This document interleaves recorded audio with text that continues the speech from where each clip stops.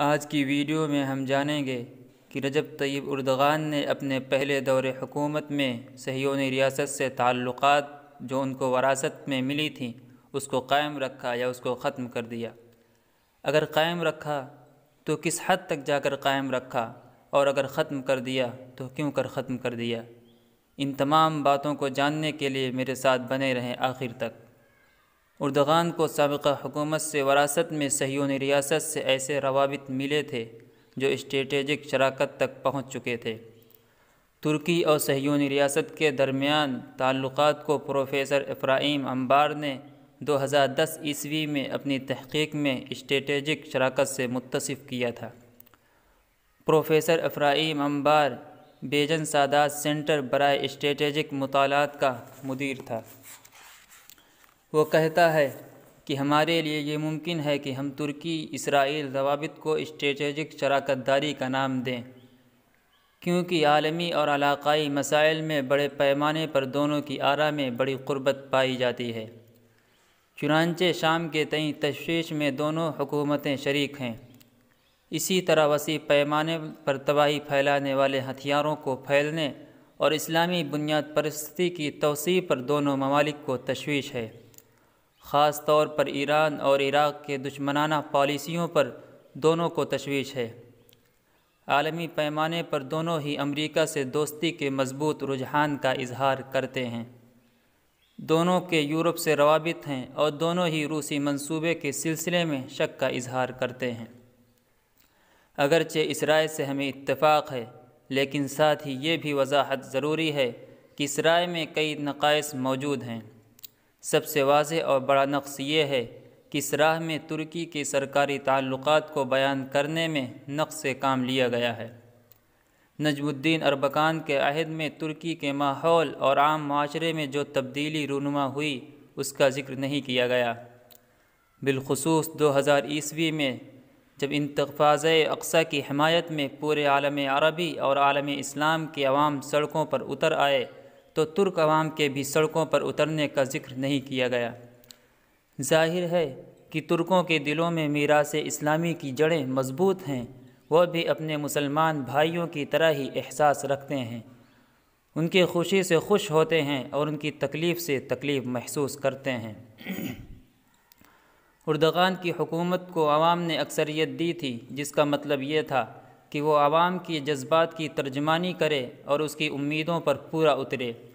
حکومت کو معلوم تھا کہ اگر وہ صہیونیوں سے تعلقات کا ازسر نو جائزہ لے گی اور صہیونی ریاست سے روابط کو صحیح مقام دے گی تو اس کو کوئی رکاوٹ پیش نہیں آئے گی، بلکہ یہ اس دن کا تمہیدی قدم ہوگا جس دن کی ترکی پوری دنیا میں اسلام اور مسلمانوں کی حمایت کرنے والا اپنا سابق مقام حاصل کر لے گا اور اپنی عظمت رفتہ کی بازیافت کرے گا۔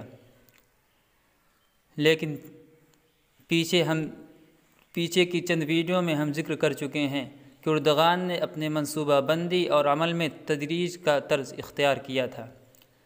چنانچہ پہلی فرصت میں انہوں نے ترکی صہیونی معاہدے کے اسٹریٹجک شراکت داری ختم کر کے صہیونیت کو ایک جھٹکا دیا۔ انہوں نے کہا کہ اگرچہ سابقہ حکومت نے اسٹریٹجک شراکت کا معاہدہ کیا تھا، مگر تازہ حالات میں ترکی کے اپنے کچھ اور مصالح ہیں جن کا تحفظ ضروری ہے اور روابط قائم کرنے میں ان کا لحاظ رکھنا لازمی ہے۔ ترکی کو جن اسباب نے مجرم اور نسل پرست ریاست سے معاہدہ اور اسٹریٹجک شراکت پر مجبور کیا تھا، اب وہ اسباب تبدیل ہو گئے ہیں اور یہ تعلقات اور معاہدے ترکی کے بہت سے ان ممالک بالخصوص عالم عربی اور عالم اسلام سے روابط کے لیے خطرہ بن گئے ہیں، جو صہیونی ریاست کو پسند نہیں کرتے۔ یہ وہ پہلا قدم تھا اس سلسلے کا جو ترکی کی مسلسل اور بتدریج کوششوں کے نتیجے میں اس کی اسلامیت کی توسیع کے لیے عمل میں آیا۔ شاید اردغان اور ان کی حکومت پر یہ اللہ کا کرم تھا کہ اس مدت میں فلسطین کا ماحول پرسکون رہا اور وہاں کوئی بڑا واقعہ رونما نہ ہوا جس کے سبب ان کو صہیونی ریاست سے اپنے تعلقات ختم کرنا پڑتا اور اس سے اپنی دشمنی کا اظہار کرنا پڑتا۔ تصویر کا ایک رخ یہ بھی ہے کہ جب 25 جنوری 2006 کو فلسطین میں قانونی انتخابات ہوئے، تحریک حماس انتخابات میں اکثریت حاصل کر کے اقتدار تک پہنچ چکی، تو اردغان نے فوراً ہی اس کی قانونی حیثیت کو تسلیم کرتے ہوئے اس کا استقبال کیا۔ ساتھ ہی یہ اعتراف بھی کیا کہ حماس میں فلسطینی قوم کی اصل نمائندہ ہے۔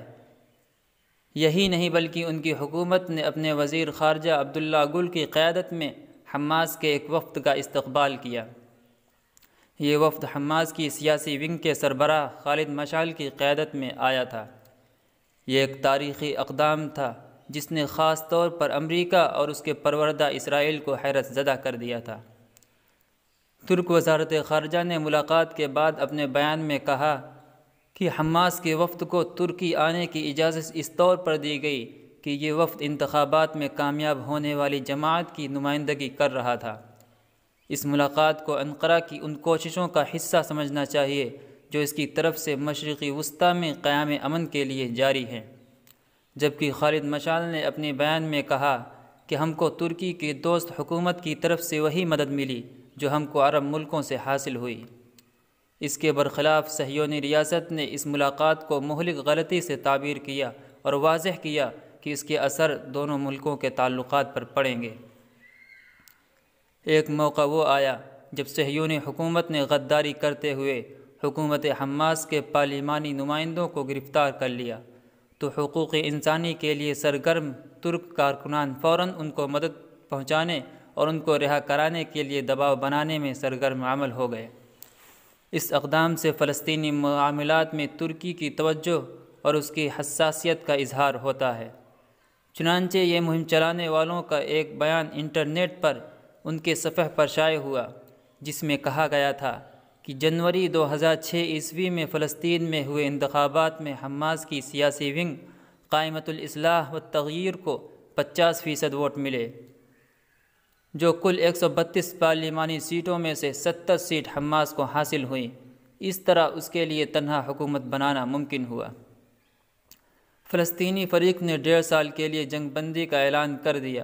اس کے باوجود حماس نے فلسطین کی حفاظت کے لیے متحدہ قومی محاذ تشکیل دینے کا دروازہ کھلا رکھا تھا، لیکن اسرائیل اور اس کے حلیفوں نے اس کو کام کرنے کا موقع دینے کے بجائے اس پر مکمل پابندی عائد کر دی۔ فلسطین پر اس طرح پابندی لگائی گویا پوری فلسطینی قوم کو جیل میں قید کر دیا۔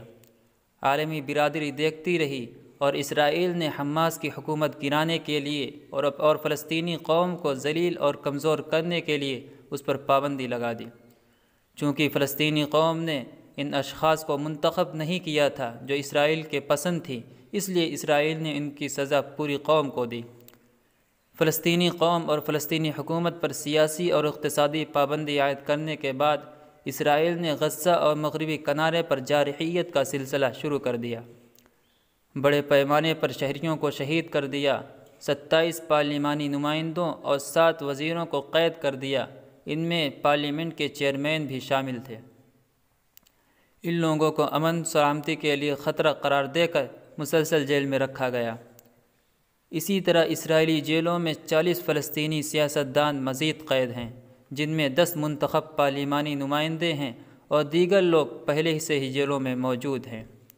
اس طرح اسرائیل نے 1/3 منتخب نمائندوں کو قید کر کے پارلیمنٹ کے کام کو ٹھپ کر دیا اور 1/4 وزیروں کو قید کر کے کابینہ کو معطل کر دیا۔ اس کے علاوہ اسرائیل جیلوں میں 9400 سیاسی قیدی موجود ہیں۔ اس بیان میں آگے کہا گیا تھا کہ عالمی مواقف جو بھی ہوں، مگر بالآخر اس حقیقت کو تسلیم کرنا پڑے گا کہ فلسطینی قوم نے ان سیاسی نمائندوں کو منتخب کیا تھا۔ اس کے باوجود ان پارلیمانی نمائندوں کے ساتھ جو رویہ اختیار کیا گیا تھا وہ در حقیقت فلسطینی قوم کی تحقیر اور تذلیل کے مرادف ہے۔ بہت وقت گزر گیا ہے، اب دنیا کو چاہیے کہ فلسطینی قوم کے انتخاب و اختیار کی ضرورت کو محسوس کرے اور اس کا احترام کرے، اس کے وزیروں اور پارلیمانی نمائندوں کو رہا کرے۔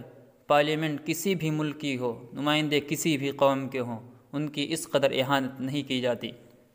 فلسطینی قوم اس اہانت کی ہرگز مستحق نہیں ہے۔ ہم یعنی ترکی کی سیاسی تنظیمیں تاکید کے ساتھ یہ کہنا چاہتی ہیں کہ مشرقی وسطی میں قیام امن کا سلسلہ فلسطین سے ہو کر گزرتا ہے۔